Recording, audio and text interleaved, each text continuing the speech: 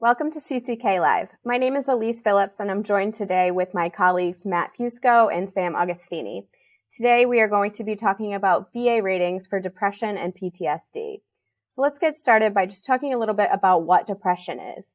Depression is a mental health condition for which many people, including veterans, suffer. It is going to affect the way that people think, feel, act, and it associates with common symptoms such as feeling sad, worthless, hopeless. It can cause a lack of motivation or interest in activities that usually would bring a person pleasure. It can cause a difficulty with sleeping and concentrating. It can cause a change in appetite.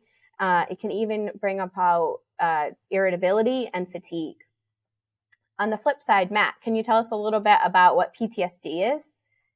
Sure. So PTSD, or post-traumatic stress disorder, is a mental health condition that occurs as a result of experiencing a distressing, shocking, or otherwise traumatic event. Unfortunately, many veterans do develop PTSD from events they witnessed or experienced during their military service. And some symptoms and severity of PTSD can vary from person to person, but they do commonly include things like re-experiencing the traumatic event through intrusive, distressing recollections of the event, flashbacks, and nightmares, emotional numbness and avoidance of places, people, and activities that are reminders of the trauma or the traumatic event, increased arousal such as difficulty sleeping and concentrating, feeling jumpy, and being easily irritated and angered as well. Veterans may be eligible to receive VA disability benefits for PTSD if they experienced a traumatic event during service and now have symptoms as a result.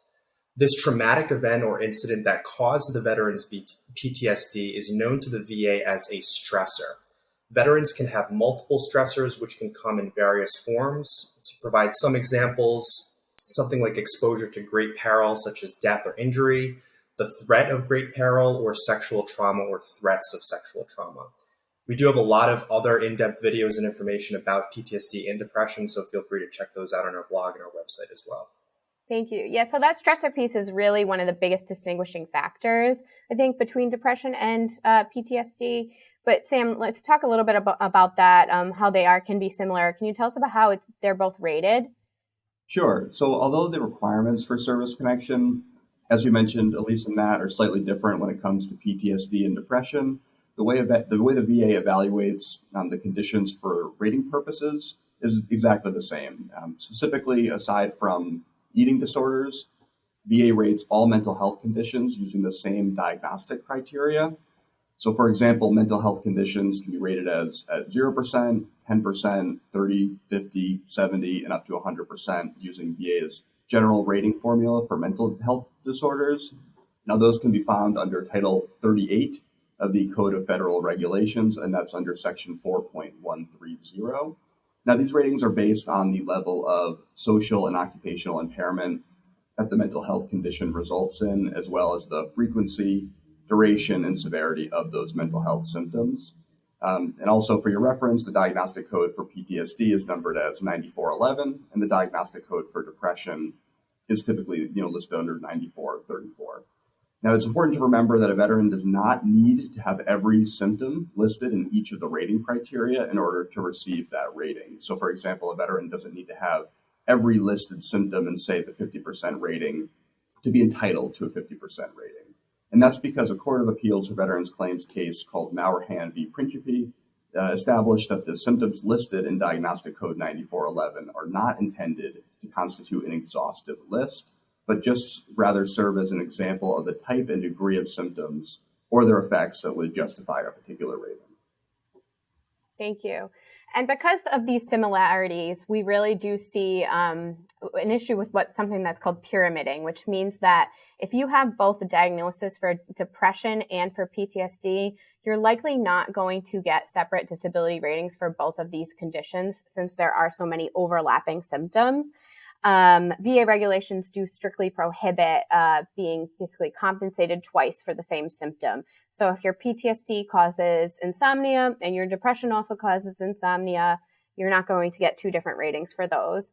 That said, you can still file two separate claims for depression and PTSD. There might be some symptoms that are not contemplated by both conditions.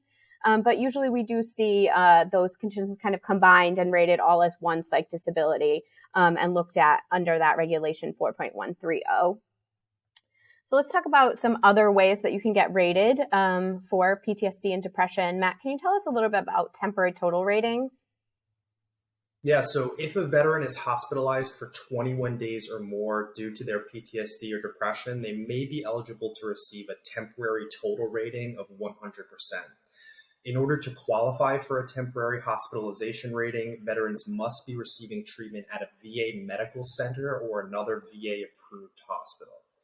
Now, if a veteran is assigned a temporary hospitalization rating, their effective date will be that of when continuous hospitalization began. So the day that you were admitted into the hospital, benefits will continue until the last day of the month in which the veteran stopped receiving treatment for their service-connected conditions. Thanks, Matt and Sam. That's going to wrap up what we have for you today on VA ratings for depression and PTSD.